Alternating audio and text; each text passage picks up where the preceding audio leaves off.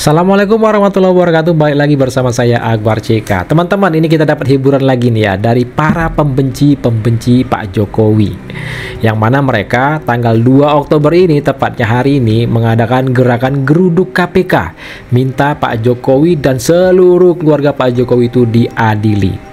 Orang-orangnya itu aja, penggagas-penggagasnya itu aja, yang mempersoalkan ijazah Pak Jokowi, mempersoalkan ijazah Wapres Gibran, yang minta Wapres Gibran dimazulkan. Tahulah ya siapa-siapa aja.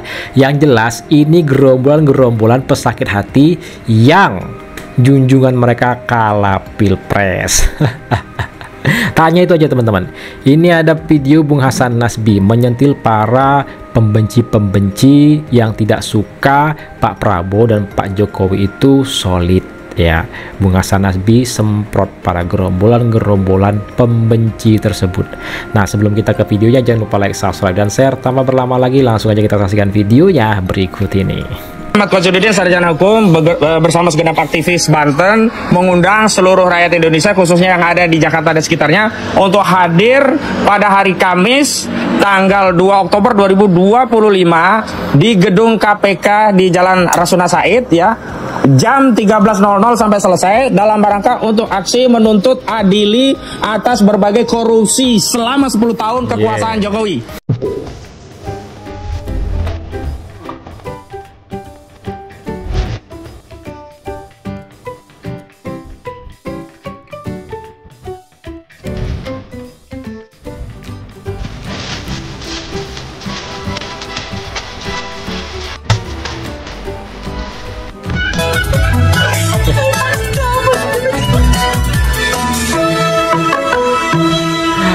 Emak-emak.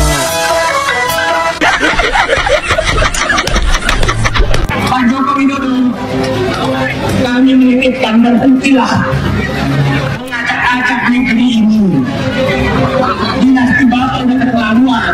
Bapak sudah menyaksikan kami lagi untuk menerima anaknya sebagai calon wakil presiden 2022. Dan Bapak sudah menyatakan kemarin mengharapkan anaknya Gibran sampai 2024. Itu sepertinya dinyatakan setelah itu anaknya jadi presiden. Ini keluarga ini menurut saya sudah keterlaluan. Kau yang keterlaluan.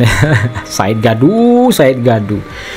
Pak Prabowo Subianto udah jelas-jelas pilih Gibran untuk mendampinginya. Kok kau yang ribut? Ah? Udah keterlaluan karena menganggap negeri ini seakan-akan itu. Kami tidak rela Joko Widodo menjadi seakan-akan pemilik Indonesia. Kami tidak tahu sejarah keluarga itu. Dan hanya menentukan negeri ini sampai memikirkan cucunya punya presiden. Ini sudah keterlaluan dan saya menganggap rakyat jangan diam. Kita sudah 10 tahun dengan sibuk pada satu keluarga ini. Dasar keluarga ini, jadi rasa kita semua pemimpin masih diam. Oke, Joko Widodo nasihatkan saudara. Kami tidak ada. Lumayan hiburan ya.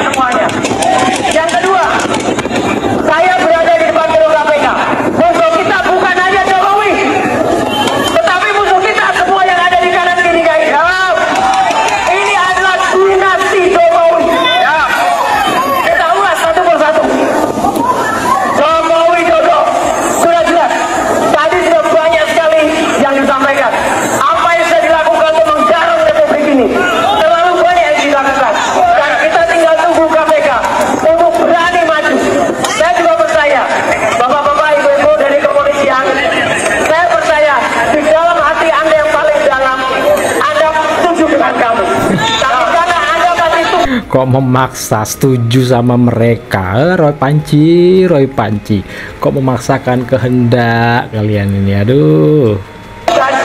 Kita juga menghormati Anda. Tapi Anda adalah polisi Republik Indonesia, bukan POLC, bukan polisi Republik Jokowi. Jadi tolong berpihaklah kepada rakyat. Kami tetap akan tertib, kami tidak akan rusuh, kami tetap akan sesuai dengan program, sesuai dengan prosedur. Ya, pembangunan daerah tidak tersentuh masih susah. Jembatan. Bau lumpur. Jadi kami di sini ibu-ibu, bapak-bapak semua yang jauh dari Surabaya, dari Lapindo dari Lapindo.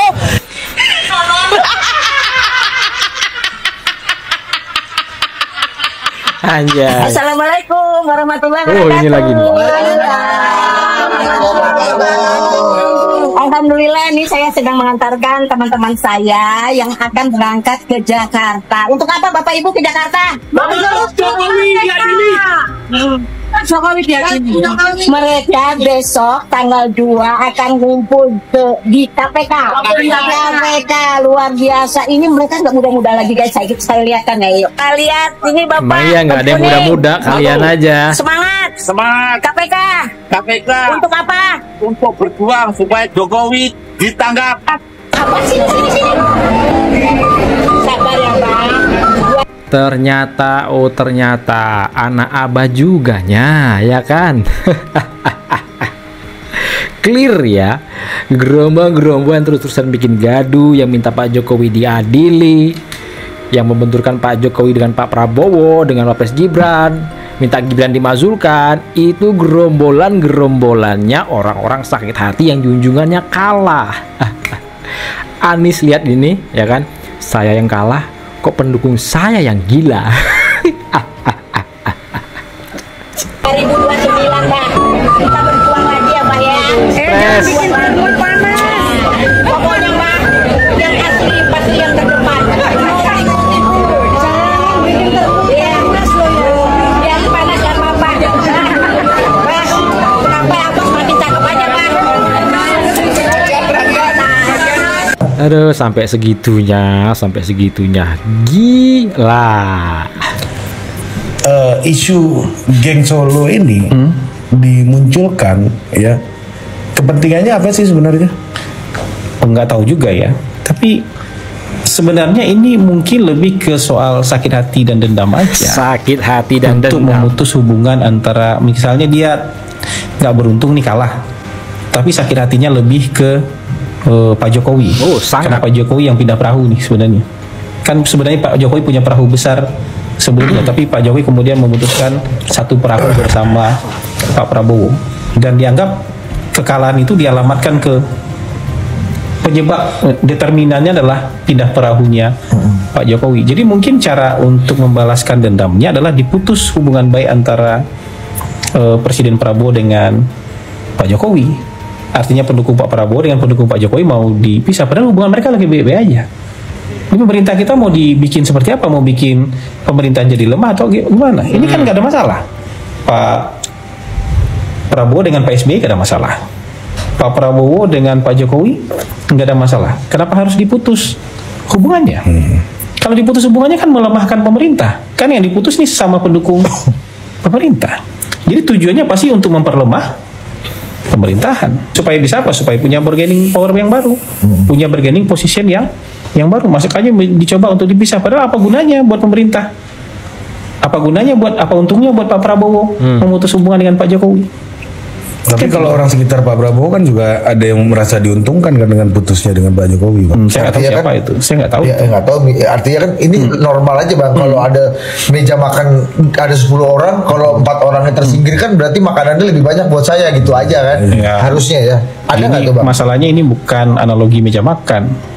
Ini kekuasaan yang besar sekali. Iya, nggak bisa dikerjakan sendiri. Kalau ibarat makanan yang nggak bisa dihabiskan sendiri.